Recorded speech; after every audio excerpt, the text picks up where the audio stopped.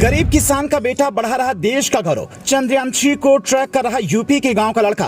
पूरा गांव देख रहा लाइव प्रसारण। योगी ने भी बना रखी है नजर। मां लगातार देख रही टीवी, पिता भी भावुक। अब्दुल कलाम की एक सलाह ने इस लड़के की बदल दी थी जिंदगी। अब उत्तर प्रदेश का नाम बढ़ा रहा छोरा।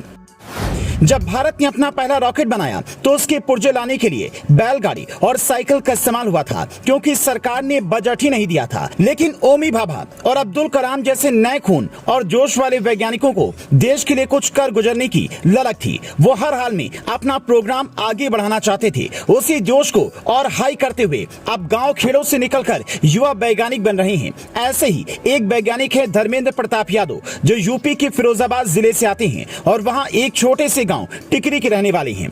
धर्मेंद्र इसरो की उस टीम में शामिल हैं जो चंद्रयान-3 की लॉन्चिंग देख रही हैं।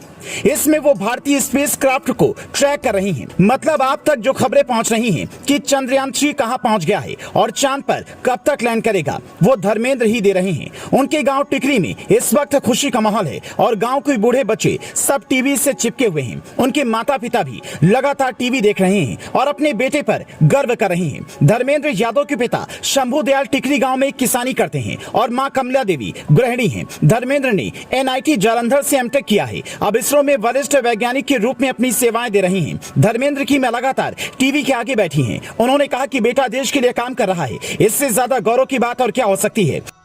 धर्मेंद्र प्रताप यादव की PM मोदी भी तारीफ कर चुके हैं। धर्मेंद्र की जिंदगी में APJ अब्दुल कलाम का भी बड़ा रोल रहा है। उनके पिता शंभू दयाल ने कहा उनका बेटा पढ़ने में शुरू से ही होशियार था। 4 साल की उम्र में जब पढ़ने जाता था तभी उन्होंने अच्छे स्कूल में उसका दाखिला कराया था। वो साइकिल पर उसे छोड़ने जाते थे। उसने हाई स्कूल और इंटर फिरोजाबाद से की और हिंदुस्तान कॉलेज से इंजीनियरिंग की। वहाँ पूर्व राष्ट्रपति APJ अब्दुल कलाम आए थे। उन्होंने उसे कहा था कि तुम वैज्ञानिक बनो। उसे उनसे प्रेरणा मिली और वो वैज्ञानिक बना। आज वो इतने बड़े स्तर पर काम कर रहे हैं कि पूरे गांव में खुशी है। और जब चंद्रयान-3 स्थापित होगा तो हम पूरे गांव में मिठाई बांटेंगे।